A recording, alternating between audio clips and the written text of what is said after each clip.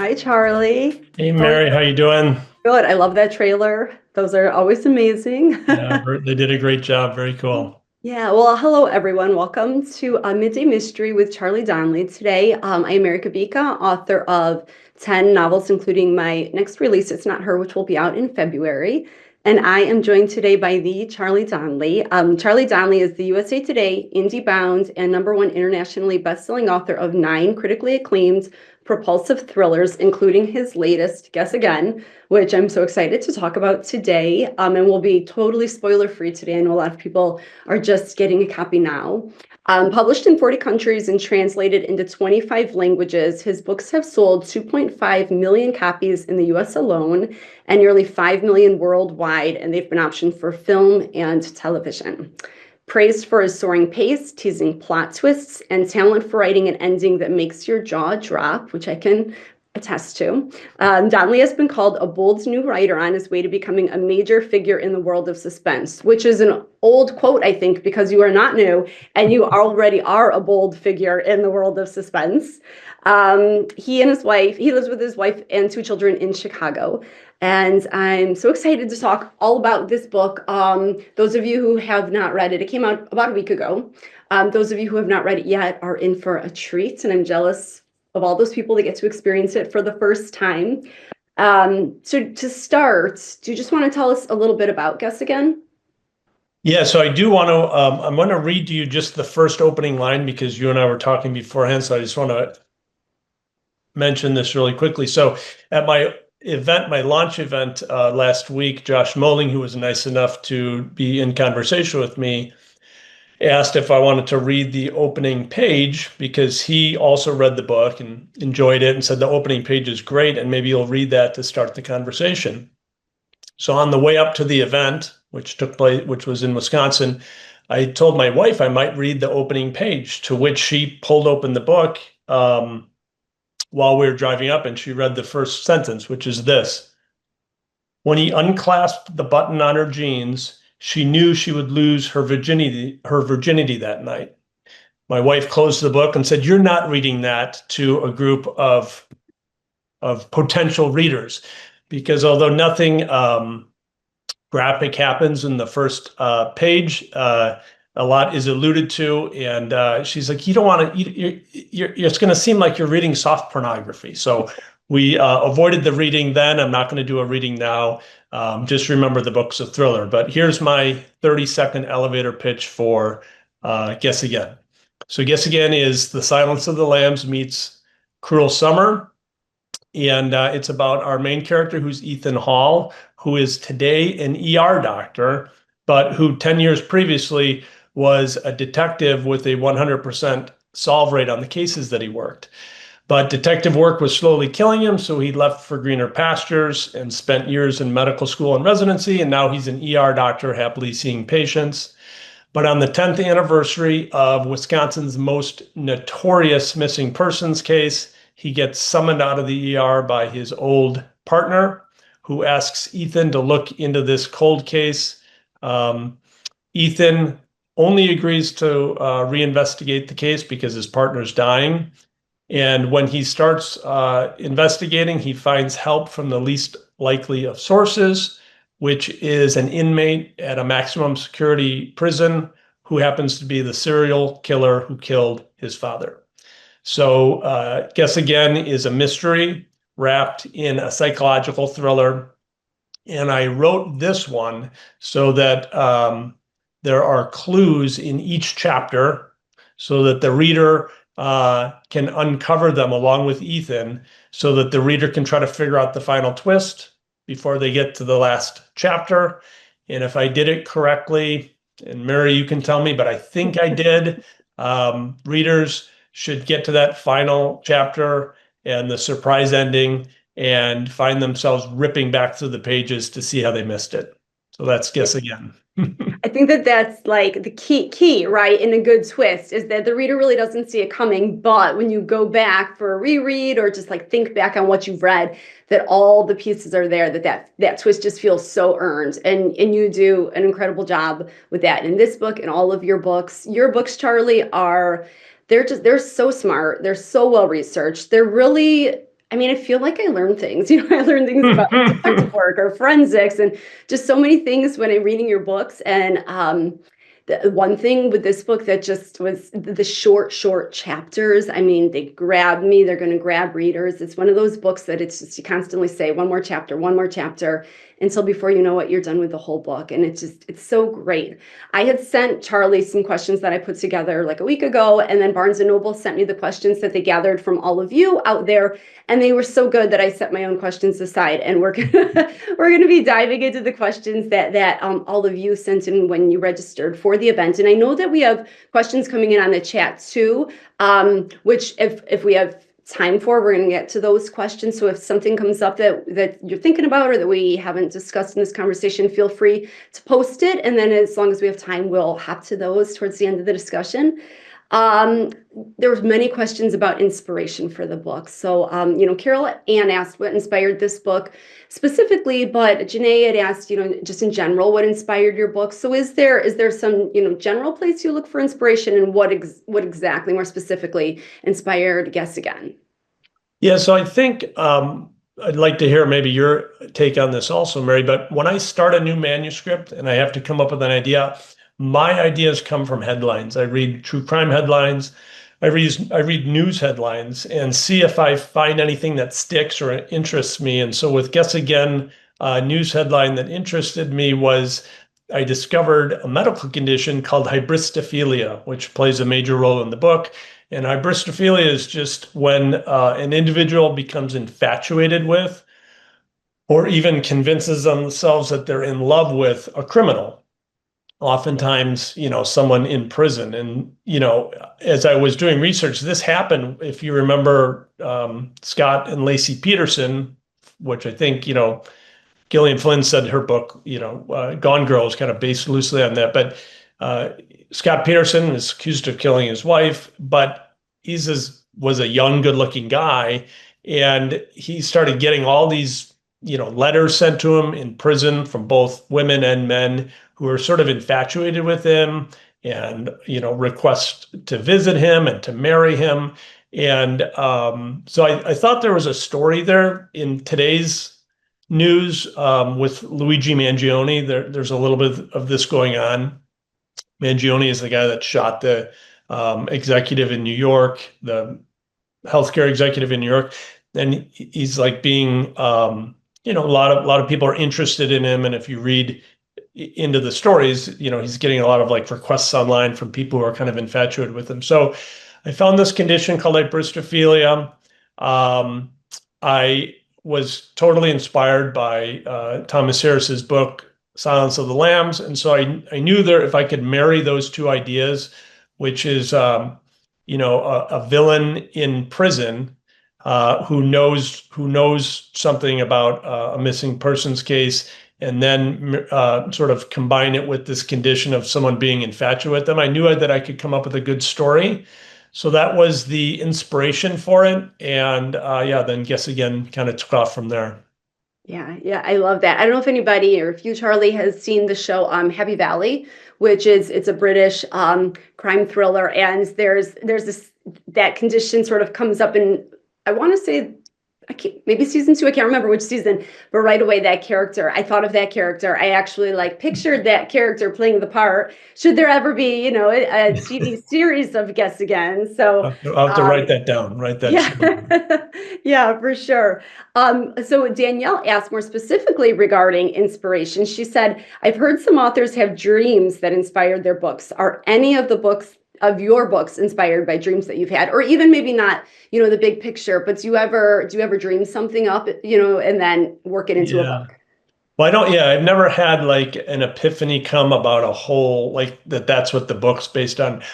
When a dream helps me, it's always because I'm stuck at some part of the book. And you probably agree, Mary, but we're talking to like all our writer friends, when you get into a manuscript, the characters are in your brain, the story's in your brain. And when I know that I'm on the right track, it's because I'm thinking about this story constantly. And inevitably you go to sleep with it on your mind, and there'll be part of the story where I know that I'm stuck and I can't figure out how I'm going to get unstuck, but I'll wake up the next morning or sometimes in the middle of the night with a little bit of an epiphany, like, wow, I just figured out how I can get past this plot hole or this tough part in the story. So those are fun, but you definitely can't force it. It has to come organically. And so far, 9 thrillers, I haven't gotten too stuck yet, but dreams always help when they come to you. Yeah, yeah, I've had a couple of those moments, and it's so nice when it happens. And I think you're right that especially when you're stuck on something and you are just thinking all the time about how you're going to get yourself unstuck. And so it kind of consumes you, sure, and you fall asleep and it's on your mind, and it's been 100%. to wake up, and have the solution. It's really amazing. And do you always write it down? You don't Well, have you've to learned if you don't write it down, it's gone, right? right. If you don't At write it 3 down, a.m. it's when you're really gone. tired, you can convince yourself you will remember, but never. No, you got to write it down. That's funny. It's like all these little like sticky notes that I have around. It's like, have you ever read back to some of your old sticky notes? It's like, I'll read back and I'm like, oh my God, I forgot that I had that thought. And it was a great thought and it's going to help me. And then there are other sticky notes that I read and I'm like, what the hell does that even mean? Like, I can't even figure it out. So, Right. but if you don't write it down, it's It's gone. gone. It's gone for sure. So we also got a lot of questions about craft, which, readers always want to know, just how you write these amazing books that you do. And this one, like all of your books, really, it's complex, and it's pretty easy to read. You know what I mean? It's not effortless, Right. but it obviously keeps us thinking and engaged all the time. But I know that for an author, that what reads a little bit easier to the reader is so much work, and it's so complex. I mean, we're dealing with two different time periods, a decade apart. You have multiple points of view. So just how do you plan for all that? Do you outline? What do you know? These are some of the questions that came in regarding craft. Do you know the ending before you begin writing? Do you write chronologically, or do you separate that as you're writing? So when you get the idea for a book, what do you do next? Yeah. So I write it from an outline. And I know you and I had a discussion years ago. I think you're a pantser. So you I'm a kind of write pantser. from the seat of your pants, which um, my fear when I try to do that is that I will end up having to do what I am most scared of as a writer, which is write myself down a rabbit hole and realize that I'm at a dead end and it doesn't work for the story. And then I have to not only backtrack, but delete stuff that I've written, which is like the hardest thing for me to do. When you have to delete like 10 or 15,000 words, it's like, it's such a step back. So I'm a very detailed outliner. And, but I always tell people when, especially aspiring writers, outlining doesn't mean you're not inspired by the creative process. Outlining just means like the day that I sit down every day when I'm trying to write 1,000 words, I just, for me personally, I know what I want to write about. Like I know what the scene is, or I know the chapter or two that I'm trying to write. And they don't always go as planned, but it helps me to know what I'm going to write about. So I work from an outline for sure. Um, do I know the ending? That's always really important to me, is I always try to know what the final twist is before I start writing, because for me, that helps me not to get lost in the middle. So I think the hardest part about writing is not the beginning, because the beginning you're super inspired and you have this, great idea and you can sit down and write the beginning. I could write the beginning of like 10 novels over in a month, but where you go from there is always the challenge. And so if I know the ending, that always sort of keeps me on track. The ending's not, it can change with time, but it at least is like a beacon in the night for me to write towards. And then the final part of that question is, do I write in chronological order? Absolutely not. I write my outline in chronological order, but I have sort of like a philosophy on writer's block, which is, writer's block happens to writers when they don't know what happens next in the story, but they almost always, what's going to happen later in the story. But if you don't know what happens next, sometimes we get stuck like, oh, I have to figure out what happens next. No, you don't. Just write what happens later, because the most important thing when you're writing a draft is to write, is to get the words down. And so my drafts usually look like 50 to 75 pages at the beginning. And then I'll write the ending. I'll write 50 or 75 pages of the ending. So I have these two groups of, yes, two documents. And then I just add to the beginning. I'll get to 100 or 150 pages. I add to the ending. So that ends up being 100, 150 pages. And I keep doing that until, as I say all the time, I get to a point where I say, holy cow, I made a book again. And I'm always more surprised than anyone else in my inner circle that I've written another book, and even more surprised if it's coherent and makes sense. And then I'm most surprised when people like it, because it's always a struggle whether you write from the seat of your pants or you try to write from an outline. I think for me, it's always been a struggle, and I'm always surprised when I get to the ending of it. Yeah, and I think that most writers would probably agree with that sentiment. I think that, for one, I think that we're our own worst critics, but I think that there's a lot of self-doubt that goes into the process. I know that every time I start a new book, I kind of ask myself, like, how did I even do this last time? It seems like we're having to relearn the process every single time. And but that's what keeps it exciting, right? Yeah, I always ask myself that. I'm like, and then, like with Guess Again, so I'm in the middle of writing, everything's with publishing is like a year delayed. So, Guess Again, I finished last year over Labor Day, and immediately started outlining for the next book. And now, I'm in the thick of things. And when Guess Again comes out, I take like a little break, like it's my treat to listen to Vivian Laney, who's narrated a lot of my books. I'm listening to Guess Again, and I'm filled with such self-doubt that I'm like, oh my God, it's so good. How could I write something this good again? How did I do it? So I have the same thoughts. Like you sort of have to remember that you've done it several times in the past, and you can write another manuscript. But part of the demons of writing is that you're always filled, at least I'm always filled with self-doubt. Yeah.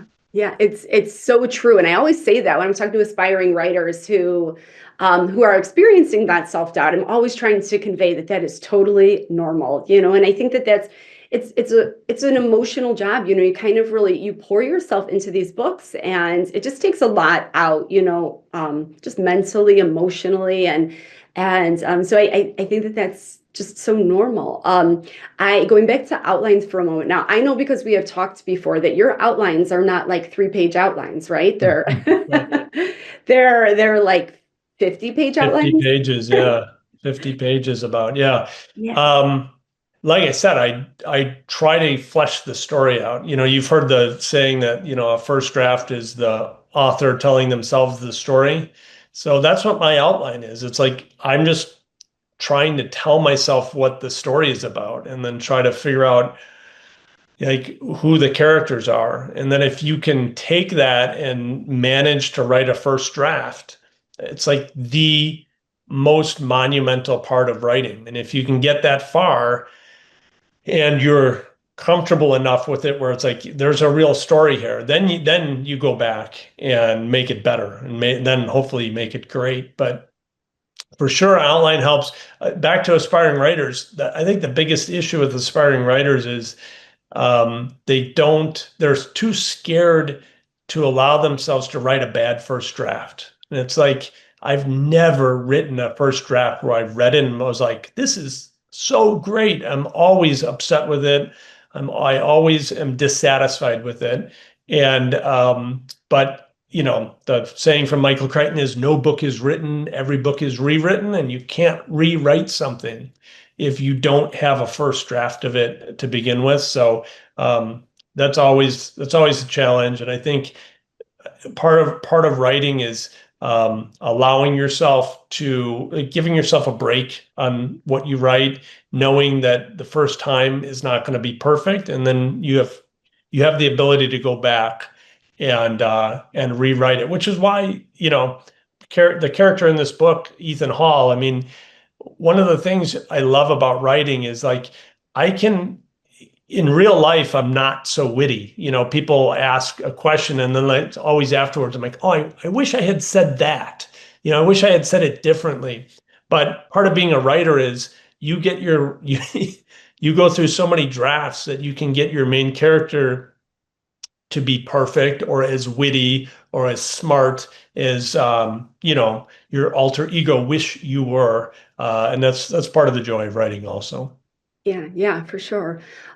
Speaking of characters, we got a lot of questions on characters too. So the characters in this book, they're so memorable, and I think the characters, they're really the driving force in books. You have the mystery that you're trying to unfold and solve, and but those characters are the ones that really draw you in and make us as readers really care about the story and be like emotionally vested in the story.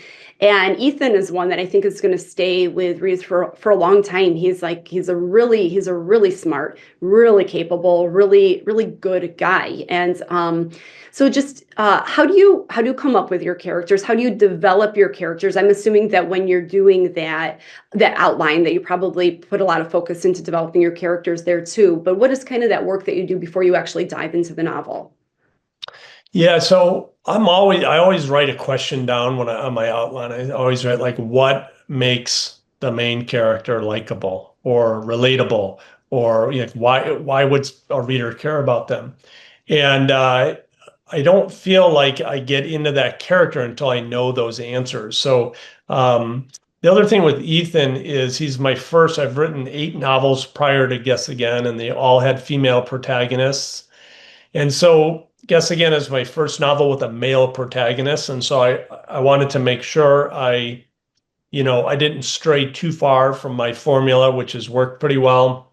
But he's been really well received. I don't think there's been any blowback to the fact that it's in my first book with a male character. And I do think, he has a little bit of, yeah, he's smart and capable and he was a detective, but I also think he's really compassionate. There's a little bit of a love story in this, in the sense that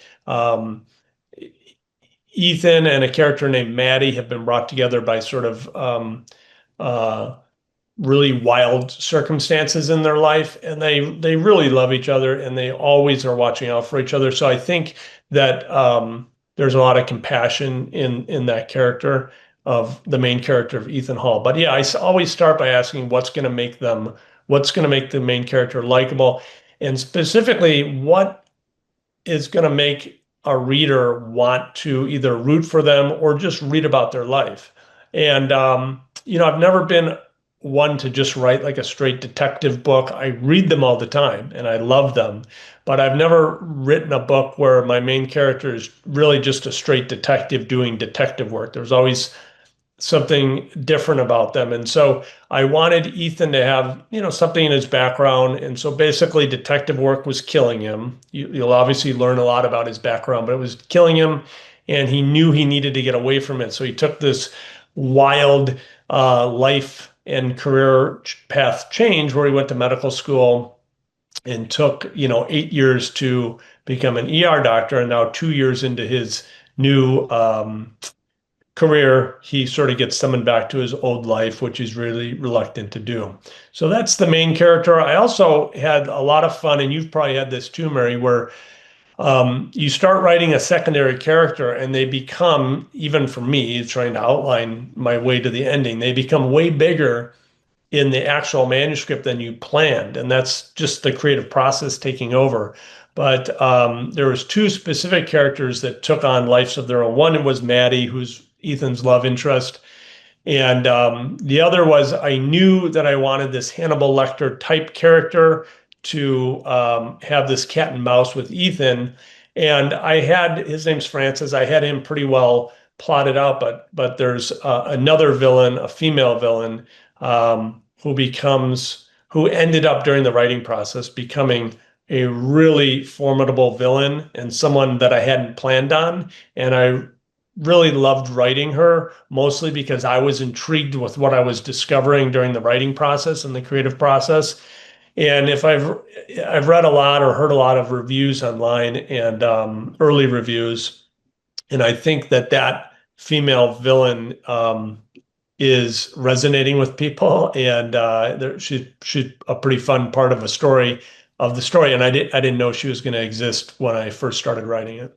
Yeah, yeah. See, that's what the pantser in me loves, is those things that you discover that the appear, in the story that you didn't really anticipate coming, or like characters that get bigger than you imagined that they were going to be. And so that's my pantser self. Like that's what you're describing right there, is like that's the reason I don't outline and choose to go that way, just because I think it's so fun when things kind of appear organically. I do write myself into many holes and have those deleting 10,000 word days that break my heart, but It um, works, however it works, though. It works for you. so So interesting talking to a number of authors, and just seeing, everybody has a different way, and there's no right or wrong way to do it. You just do what works for you. But your characters, I mean, every single one of them, like I said, was just so well developed. And, whether they're a villain or the good guy, you just really feel like you know them, and you know their motivations. And I think that that's just so incredibly important in any book, but especially in a thriller.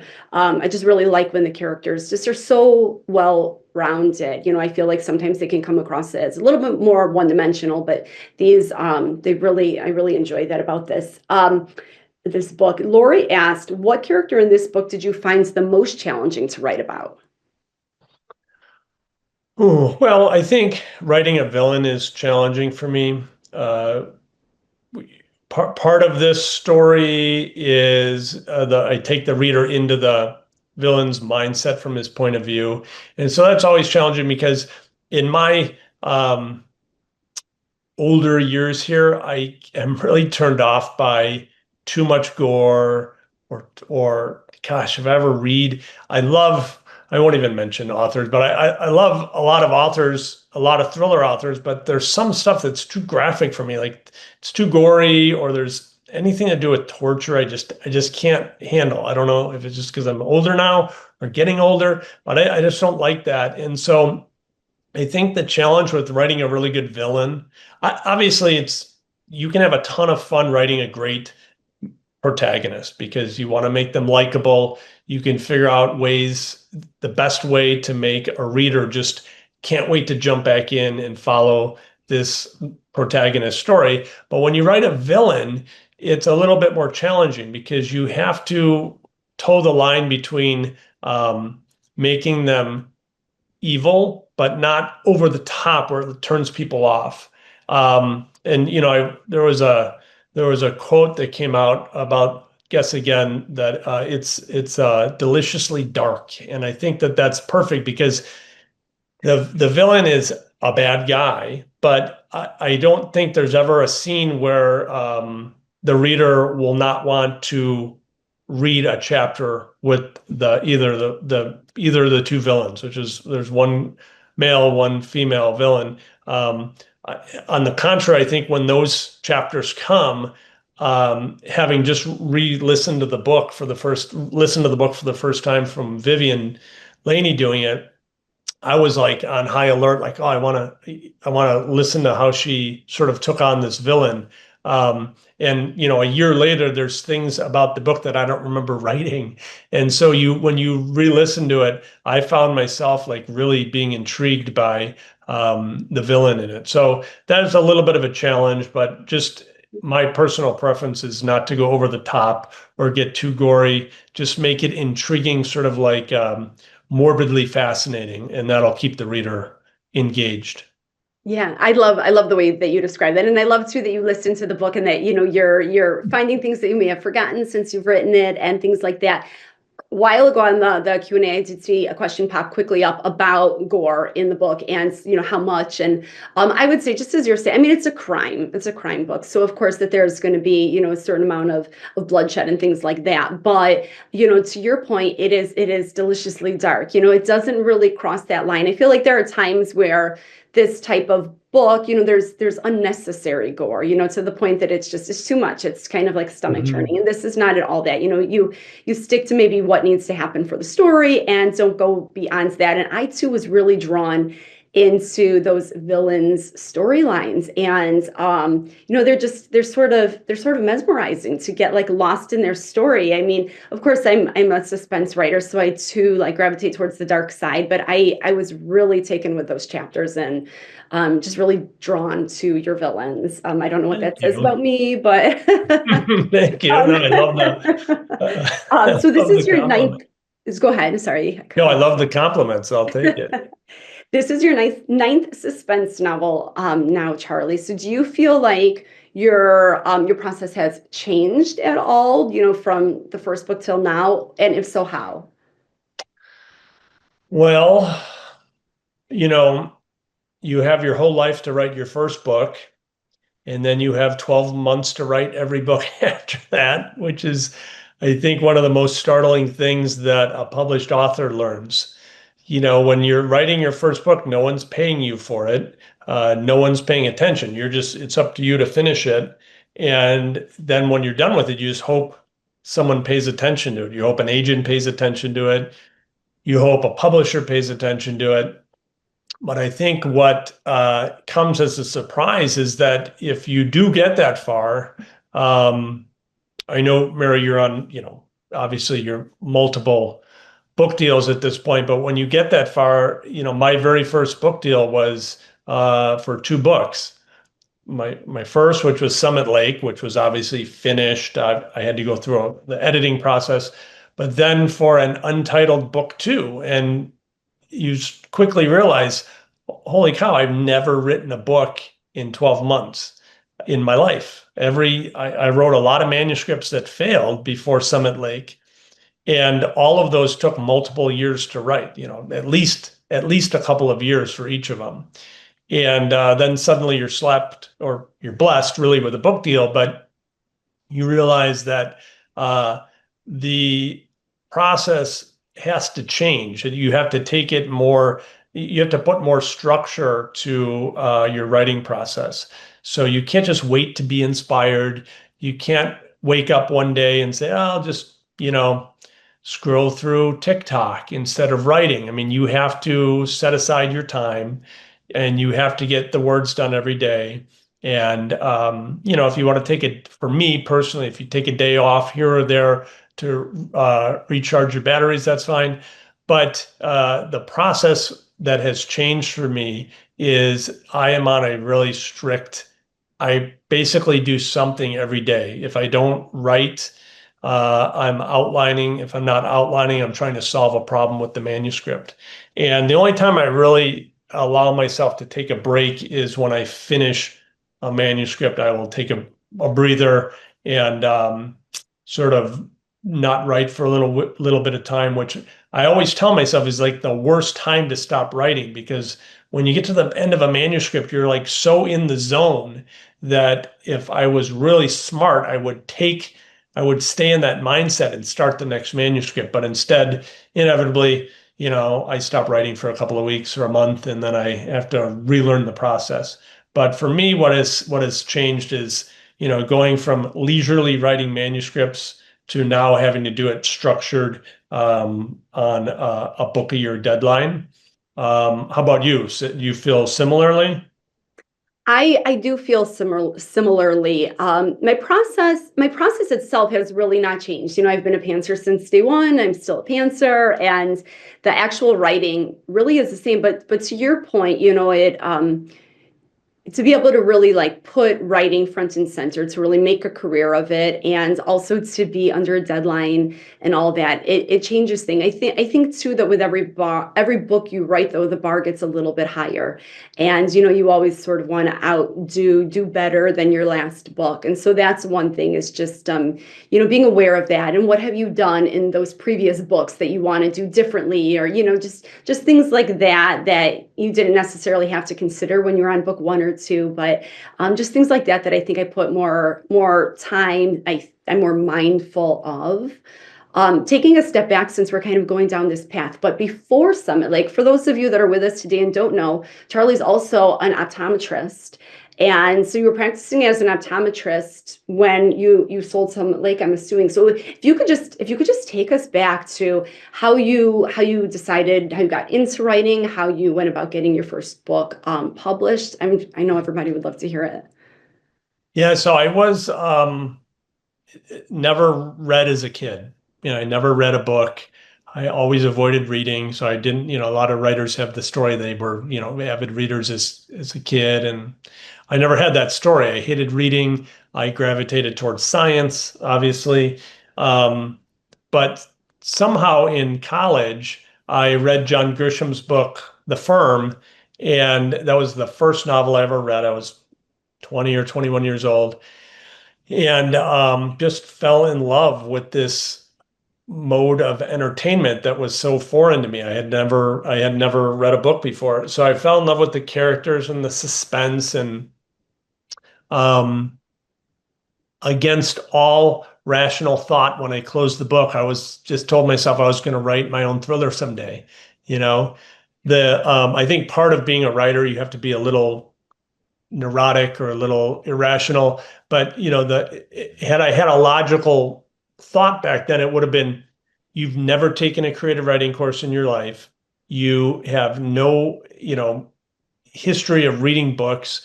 How do you think you're going to write your own novel someday? And if I tried to answer that, I wouldn't have been able to. But as I got into the process, I did use John Grisham as my inspiration, because John Grisham had a similar story. He was an attorney with no writing experience, and by the book, he had no one would believe that he would become one of the biggest, authors in the world, based on his history as an attorney. So I kind of used that as permission that I could give this a shot myself. Um, so when I finished school, I started my first job, and I started writing. And yeah, I mean, I wrote for many years, and a couple different full length manuscripts that I never got anywhere with. But those took me years to write. And it wasn't until, if I'm remembering it correctly, like my third manuscript that I finally finished, that I found an agent. But even with that manuscript, we couldn't sell it, even with an agent backing me and giving me advice. And I wrote another manuscript, and same thing, we couldn't, under the tutelage of my agent, I couldn't sell it. And it wasn't until the fourth manuscript, that was titled Summit Lake, that I ended up selling my first book. So there was a lot of rejection, a lot of heartache along the way. But I think the moral of the story was that I stuck with it because writing had become a passion of mine. It wasn't just something I was doing casually. I was doing it pretty regularly, and with the idea that I just wasn't going to give up. And so I didn't. And Summit Lake came along, and now I'm on my ninth novel, and three more to write in this contract. And so that's my story of how I got here. However, I do, and I'm sure people on here might know your story, but you have a really, really great story about coming really close to giving up, but having something, I think, pretty miraculous happen. You want to share that, Mary?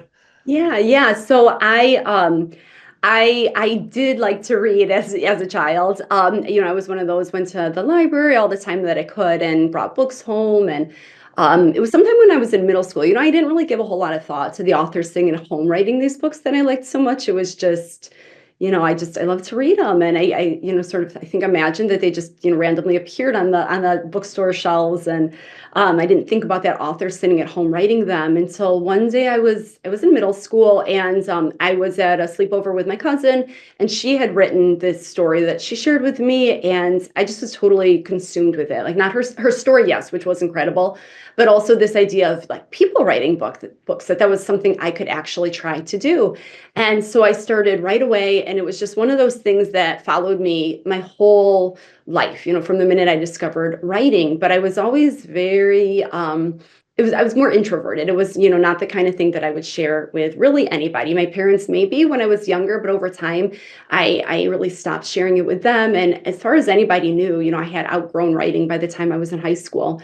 But it stuck with me. I did it in high school, into college, but I never thought that I was going to actually want to be an author one day because the idea of putting something out there for somebody else to read terrified me. So I knew I wanted to be a teacher, so I became a high school history teacher, and I did that for a number of years, and then I took time off to start my family, and it was just weeks after my daughter was born that I got the idea for The Good Girl, which was my first published book, and I started writing it whenever I found a little bit of free time. I have a son who's just a couple years younger than my daughter, so there was like almost no time to myself to work on it, and it took 5 years to write. But when I was done, it was the first thing that I thought, I actually wanted to put out there and see if I could get it published. And I had written the whole book in secrecy, so nobody knew that it existed, other than my husband, who I wouldn't let read it, but we had one computer. And so I told him about it because otherwise I figured he'd be a little disturbed by the random Google searches he might find on the computer. I didn't know any authors. I had never taken a creative writing class. I was never part of a writers group. I didn't know what to do. So I started just doing a lot of research, and I got the book called The Writer's Market, that lists literary agents. I actually found my old copy on my bookshelf the other day, and just so funny looking through it because nothing was digital. Everything was like send a hard copy. And so I wrote up a query letter and started sending it out to agents, and I sent it to like 100 agents. And you might just send a query letter, a couple pages or whatever. And if they're interested, they'll ask for more. And so there were 3 agents of all those agents that asked to read the whole manuscript.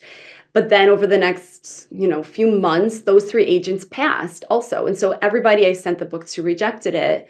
And I thought, for sure it was never going to be published. And I moved on.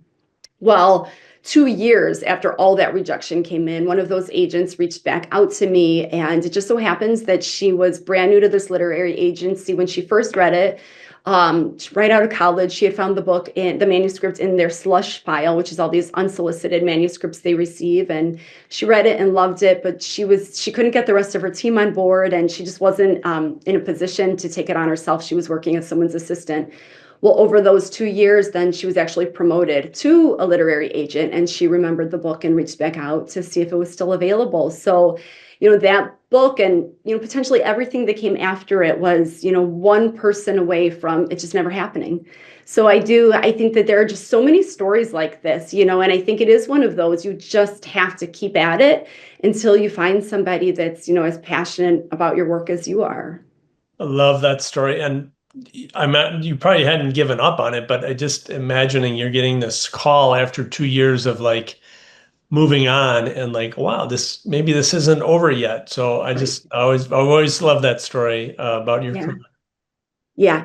It was really a dream come true, and it was, in retrospect, it was, the fact that the book had stuck with her for 2 years, I Right. just knew that it meant as much to her as it did to me. So Yeah. that Love was it. amazing. And a side note, speaking of John Grisham, because you just mentioned him with the firm, I had the opportunity this past summer to hear him speak at Thriller Fest, and he was amazing to listen to. And I won't go into it, but he has a similar story of, taking a lot of time to really, find the agent and sell the book and all of that, and really to sell books more. But he talked about his inspiration for A Time to Kill. And if anybody out there, you, Charlie, ever has the opportunity to hear him speak, he's really remarkable. Okay, this was one question that came in that I don't think I've ever seen asked, but I love it, and I'm gonna like add it to my list for when I talk to other authors. But Zena asked, "Do you find the process of writing thrillers has affected your relationship with others? And do you ever feel skeptical of others' motives in real life, particularly as you are deep in the writing process?" Hmm. I don't think so. I mean, I'm pretty good at separating myself. I think that my writing takes place like totally in my head. Like I'll see friends or family, and sometimes like I'm just sitting on a patio, and like my mother-in-law's like, I think he's just thinking about his book. But I don't ever like I, I think I separate my regular life from when I'm at my desk. I don't think those two collide too much. Is that what I think that's what the question was, right? Yeah. But Do you I don't find think anyone, I don't find any ulterior motives, like anyone's doing anything to try to get into my books. I don't think anyone is worried about me based on my books. I think pretty well separated. Okay, that's good. That's good. Let's talk a minute about research because, like I said before, your books they're so smart, and I feel like especially your characters, they have these careers that you really, really bring to life, and they're complicated careers, like ER doctor and detective, and I know in previous books you have a forensic pathologist, and so what kind of research do you do for these books, and how do you do that? Do you do most of your research up front, or do you sort of research as you write? Yeah, a little bit of both. I think for Ethan Hall here in Guess Again, I have a good friend from college who is an ER doctor, so I leaned on him early on because I knew that I had this idea that I wanted a detective who had to get out of that line of work because it was killing him. And then you're trying to figure out, well, what's he going to do if he's not a detective? And then you run through a list of things that seem not totally interesting. And then I came up with an ER doctor. And then I had to say, is this realistic? Like, could this happen? So you had to, when you first meet Ethan, you realize he was the oldest person in his medical school class because he was, I think I say he was like 34 years old when he walked into anatomy lab. Everyone else is like in their early mid 20s. So I wanted to make sure it was realistic. And then what I really needed to do was ask my buddy if he could figure out for me and my story if an ER, by the way, when you talk to your friends, when you ask them to do, you need some help with research, I think there's always like this little bit of hesitancy on both of our parts. Like they're intrigued, but they hope they can help. And then I'm always kind of like, I hope they don't think I'm nuts when I ask this. But so I said, like, how can I get an ER doctor who's super busy? How can I get like a month for him to just look into a missing persons case? It's like how we started our conversation. Um, so he helped me not only with like the inner workings of an ER, but how ER doctors can structure their schedule so they actually do have a length of time off. And then obviously lots of things happen in the book that Ethan's life as a physician comes in handy from trauma to other things that he has to do during, especially the exciting sort of the climactic ending of it. But yeah, and then I know you had mentioned earlier, Mary, like I have a friend who's a pilot, and part of the story is, flying up to a cabin up north in Wisconsin. And those sort of things I want to make sure I get correct. So I'm asking my pilot buddy if I have the parts where I'm describing an airplane, even though they're a small part of the book, I want to make sure I have it correct. And so it's always useful when you have someone in your real life who can help you with that. Otherwise, a lot of a lot of research nowadays just comes from being online. I'm actually curious to know how authors wrote books prior to the internet being an invention because how would you know all this stuff? For us now, it's at our fingertips, but I guess you'd have to go look it up in an encyclopedia or at a library when you needed to find this stuff out that we can just, go online and discover now. But my research, yeah, comes from talking with people. I also have family who's in law enforcement, so all of those things were covered in Guess Again, and I had some pretty good resources there.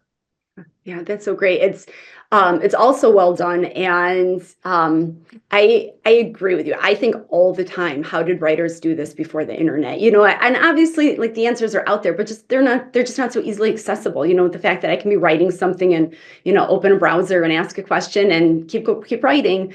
It saves so much time. But I also agree that knowing people is gold, and like to be able to talk to a friend that's a pilot or a friend that's an ER doctor versus searching for those answers online.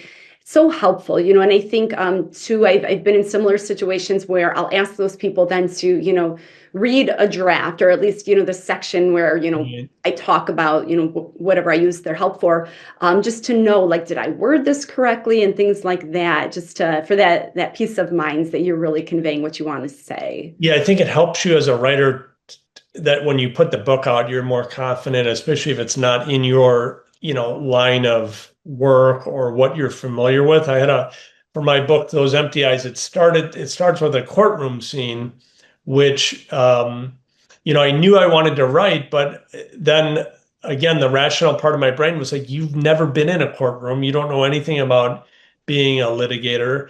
And so a lot of what I wrote came from, things I'd seen in television shows or things I've read in other books and then things I researched.